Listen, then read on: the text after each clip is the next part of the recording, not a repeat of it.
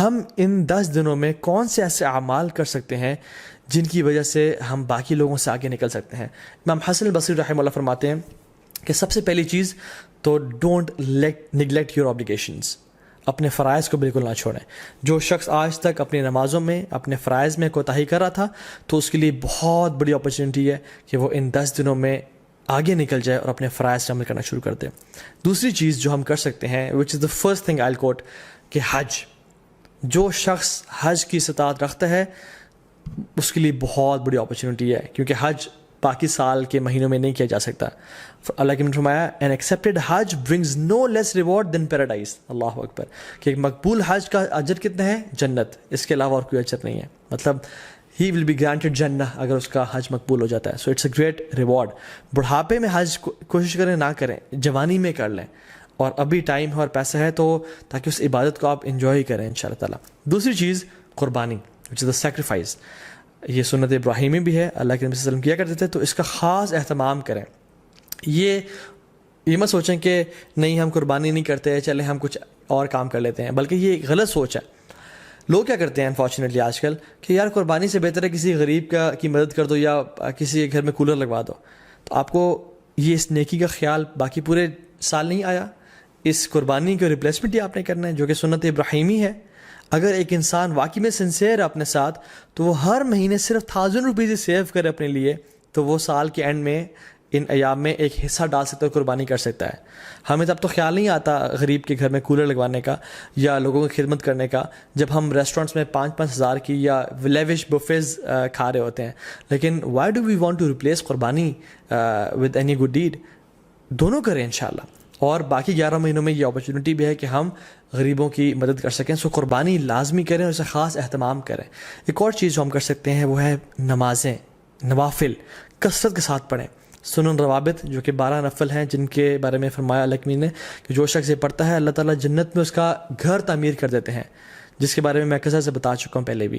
تو اس کے اہتمام کریں. صلاۃ الضحیٰ کا اہتمام کریں, تہجد کی نماز کا اہتمام کریں. ٹھیک ہے, تو تحیۃ المسجد, تحیۃ الوضو کا اہتمام کریں. تو کثرت سے نوافل کا اہتمام کریں انشاءاللہ.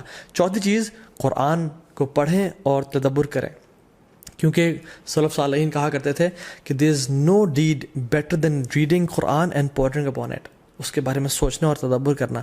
قرآن کو ٹائم دیں. یس وی نو اینڈ وی ریئلائز کہ رمضان کے بعد ایک گلیچ آتا ہے ہر بندے کی زندگی میں, لیکن these 10 days are an amazing opportunity جس میں ہم دوبارہ سے اس عبادات کی لذت کو ریوائیو کریں تاکہ وہ آئندہ سال کے لیے جا سکیں انشاءاللہ. اینڈ ریممبر اللہ سبحانہ و تعالیٰ وچ از دا 5th پوائنٹ. کثرت سے التحلیل و تکبیر و تحمید, لا الہ الا اللہ, اللہ اکبر, سبحان اللہ, الحمدللہ. کثرت سے پڑھیں اللہ اکبر, اللہ اکبر, اللہ اکبر, لا الہ الا اللہ, اللہ اکبر, اللہ اکبر وللہ الحمد. کثرت سے اللہ تعالیٰ کا ذکر کریں کیونکہ اللہ کی نے یہ ہمیں ڈیڈ حدیث میں سجیسٹ کی کہ تم نے یہ کام کرنا ہے انشاءاللہ. ایک اور چیز, میک لاٹس آف دعا. جب بارش ہو رہی تھی دعا قبول ہوتی ہے نا, کیونکہ اللہ تعالیٰ کی رحمت ٹھاٹھے مار رہی ہوتی ہے.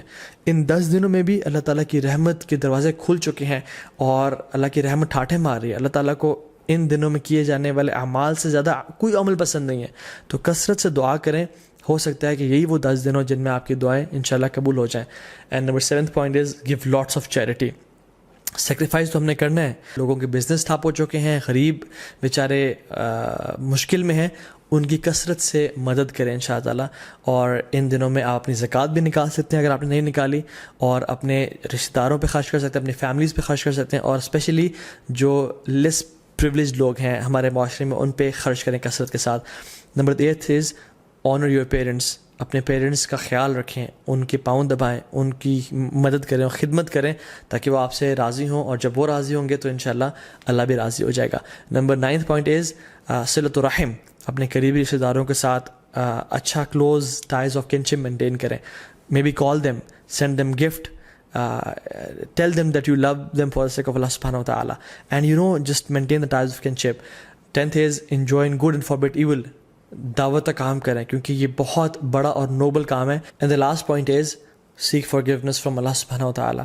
رسول اللہ صلی اللہ علیہ وسلم نے فرمایا التائب من الذنب کمن لا ذنب له.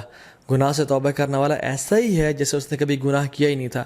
تو ان 10 دنوں میں ایک بہت بڑا موقع ہے کہ ہم اپنے تمام گناہوں کو بخشوا دیں اور اپنی اصل زندگی کے لیے کچھ آگے بھیج دیں انشاءاللہ تعالیٰ. کیونکہ sins have chains and shackles. اگر آپ ارادہ رکھتے ہیں تہجد پڑھنے کا اور نیک اعمال کرنے کا لیکن پھر بھی توفیق نہیں ہو رہی تو جان لیں کہ یہ گناہوں کی وجہ سے ہمیں توفیق نہیں مل رہی, اور یہ گناہوں کا جو برڈنز ہیں وہ ہمارے کندھوں پہ ہیں جن کی وجہ سے ہم نیک اعمال نہیں کر پا رہے.